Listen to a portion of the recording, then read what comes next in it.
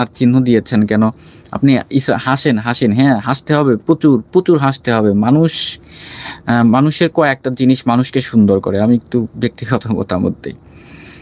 কয়েকটা জিনিস যদিও আমিও চেষ্টা করি এগুলো অ্যাচিভ করার। কয়েকটা জিনিস মানুষকে সুন্দর করে। তার ভিতরে প্রথমত হচ্ছে আপনার মুখের ভাষা কতটা মধুর, সুন্দর।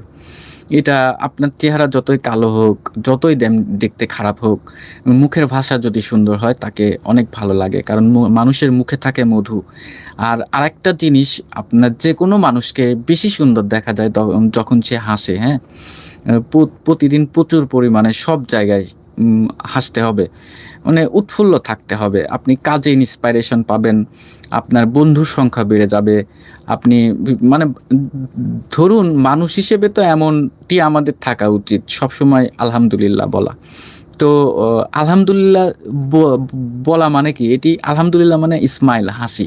হ্যাঁ? সেটি আমরা কিন্তু পারি না। যার কারণে আমরা অনেক জায়গায় বিফল হই, হ্যাঁ?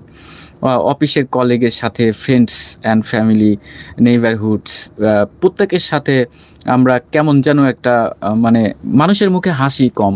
হাসতে হবে ভাই। প্রচুর হাসতে হবে। তার মানে হা, হা করে হাসতে হবে না। অভদ্র হাসির কথা বলছি না। সবসময় মুখের ভাষা সুন্দর রাখুন। আর একটু মিষ্টি হাসি রাখুন। দেখুন আপনাকে সুন্দর দেখা যাবে যেকোনো মানুষকে।